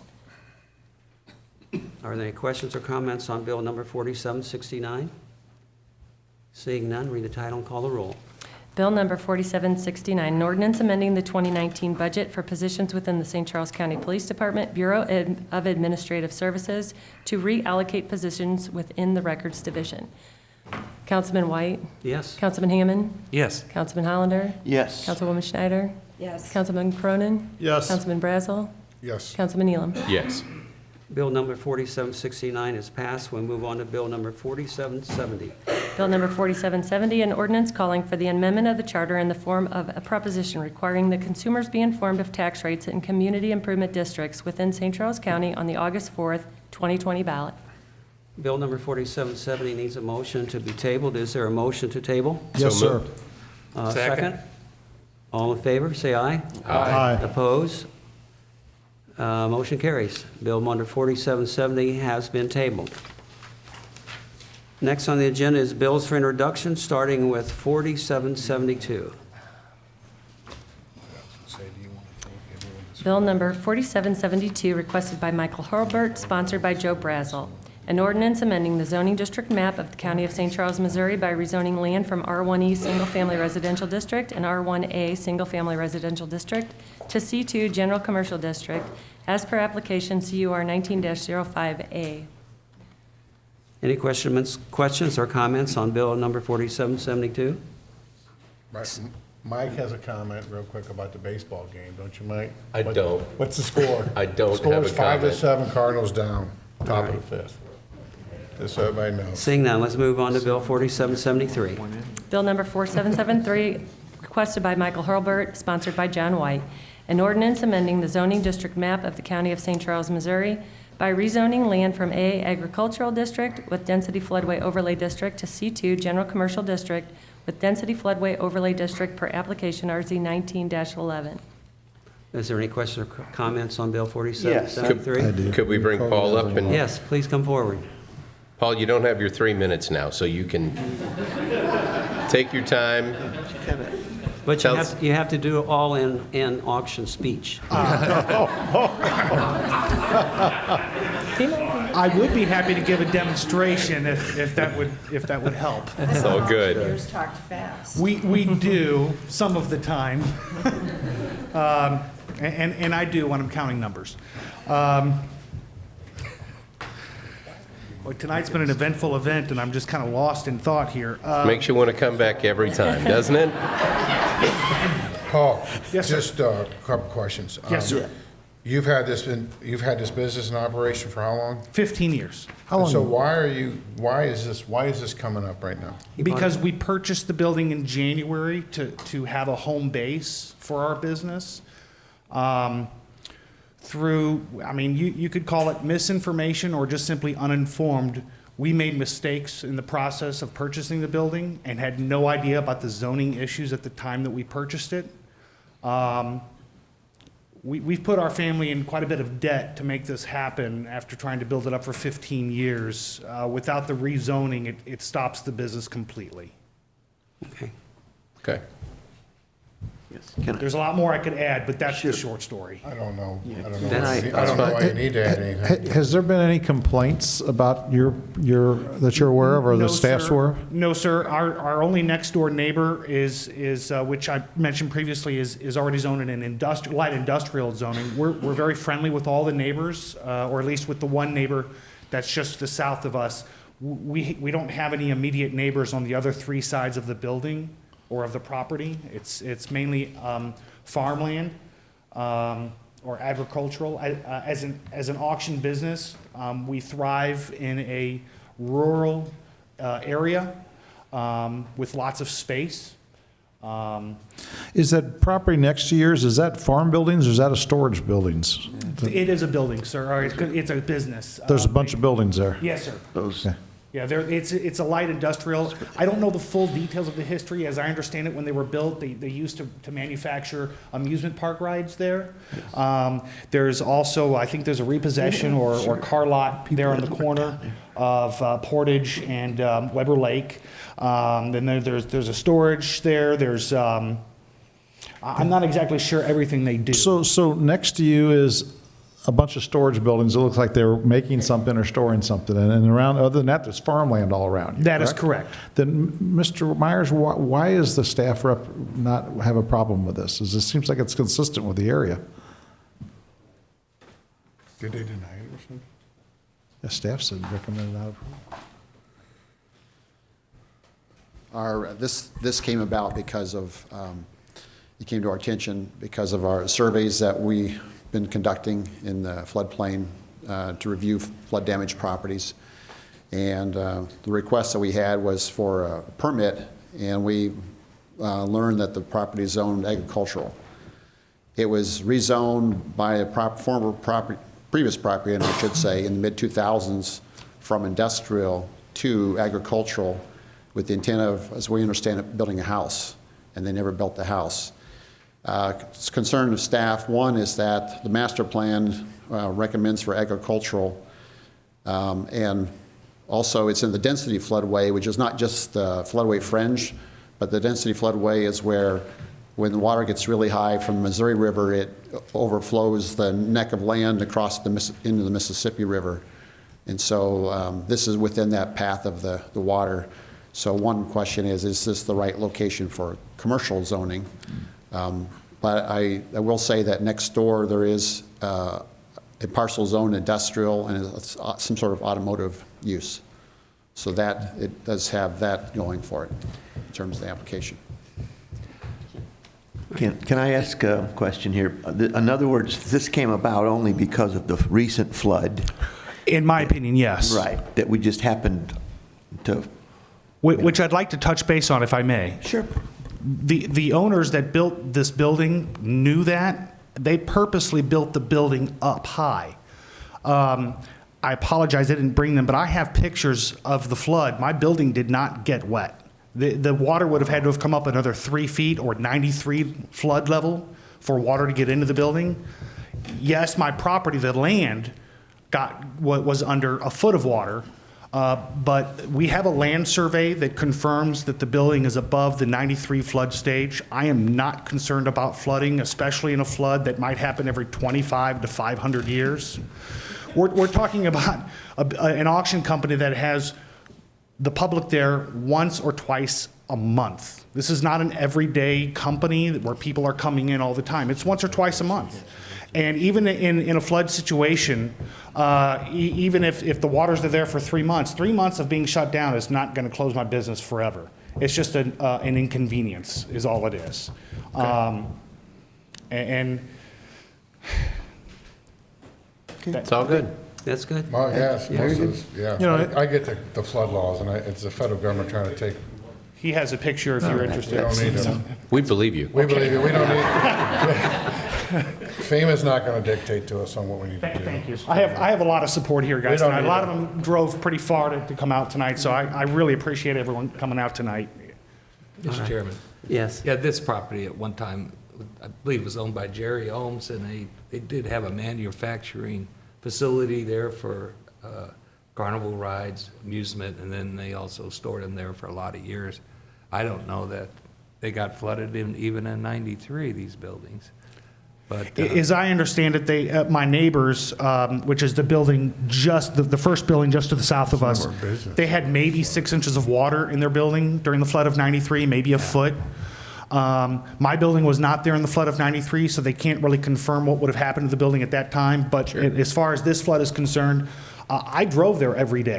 There were times when I had 10 inches of water. Yes, sir. The fact that you get water in your building really that doesn't matter to us. Okay, thank you, sir. But beyond that, just for what it's worth, I was down that Bottoms lot because I had a plane at Smart Field. Okay? Yes, sir. And if you didn't get water in this last flood, this particular spring, you got a good piece of property. Yes, sir. Okay? Yes, sir. And secondly, it's a pole barn. It's not the end of the world. If water gets in there, you're going to have the Yes, stuff sir. out of there. You'll have ample warning to move it out Yes, sir. anyway. And it's not, water doesn't hurt a pole barn too much if you got your power up high. Right. And all the power is up, yes. Yep. Okay. Thank All you. right. Thank you very much. Thank you. You're welcome. Okay, very good. Did you want to speak on this bill, sir? Or did you want to speak on another one? The next one. You're on the next one? Okay. All right. We'll move on to 4774. Bill number 4774, requested by Michael Hurlbert, sponsored by Joe Brazel. An ordinance amending the zoning district map of the County of St. Charles, Missouri by rezoning land from PR, Park Recreational District, with floodway fringe overlay district to A Agricultural District, with floodway fringe overlay district per application RZ 19-12. Are there any questions or comments on Bill 4774? Well, I would ask that we let this gentleman speak if you want to. Well, sir, what you're doing is fine. I mean, you don't, unless you want to come up and talk. I don't think I need to. I don't think you do either. We don't think you do either, but No, that's you're up good. to you. No, you. Well, if you prepared a 13-minute speech, Don't we you're need welcome more of to come that, up. you know? You didn't script 13 minutes? No? No? Okay. All right. Well then, okay, 4774 has been discussed. Let's move on to 4775. Bill number 4775, requested by Michael Hurlbert, sponsored by Mike Elam. An ordinance authorizing two agreements relating to St. Charles County's Urban County Community Development Block Grant Program, or Urban County CDBG program, for 2017 through 2019, namely a program administration agreement between St. Charles County and the City of St. Charles for the city's operation of the Urban County's 2019 programs and services, and a subrecipient agreement between St. Charles County and the City of St. Charles for the city's operation of the city's 2019 programs and services. Are there any questions on 4775? Seeing none, let's move on to 4776. Bill number 4776, requested by Michael Hurlbert, sponsored by Mike Elam. An ordinance authorizing execution of an agreement relating to St. Charles County's Urban County Community Development Block Grant Program, or Urban County CDBG program, for 2017 through 2019, namely a 2019 subrecipient agreement between St. Charles County and the City of St. Peters to operate and run the city's CDBG programs and services. Are there any questions on 4776? Seeing none, let's move on to Bill 4777. Bill number 4777, requested by Amanda Brower, sponsored by council as a whole. An ordinance approving an amendment to the intergovernmental agreement with the Missouri Highways and Transportation Commission for the Gateway Green Light Program Federal Project CMAQ-5414632. Are there any questions on comments for 4777?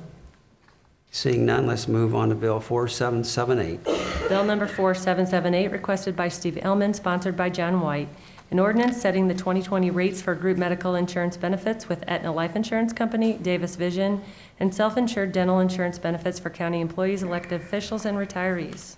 Are there any questions or comments on 4778? Seeing none, let's move on to 4779. Bill 4779, requested by Scott Lewis, Amanda Brower, Bob Schneider, sponsored by John White. An ordinance amending the 2019 budget adopted by Ordinance 18-117 for positions within the St. Charles County Sheriff's Department and Roads and Traffic Division. Are there any questions or comments on 4779? Seeing none, let's move on to Bill 4780. Bill number 4780, requested by Craig Tykowski, sponsored by John White. An ordinance authorizing the county executive to execute an intergovernmental cooperation agreement with the curators of the University of Missouri regarding the transfer and acceptance of certain roadways and improvements at the Missouri Research Park. Are there any questions or comments on 4780? Mr. Cronin.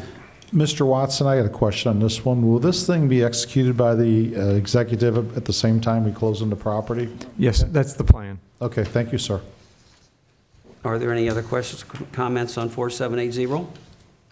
Seeing none, that concludes bills for introduction, and we'll move on to table bills. Since there aren't any, we'll move on to announcements and miscellaneous. Does anybody have anything? I do. Yes. I would like to welcome the judge, and I'm sure Councilwoman will be flowing off the tongues of staff Soon. before long, but it's good to have you, so welcome aboard. I appreciate it. Thank you very much. Welcome. I would also like to welcome all of you who support Paul. I appreciate you guys showing up, and we welcome you back to any county council meeting. They're always just as exciting as they've been tonight. Do with that whatever you will.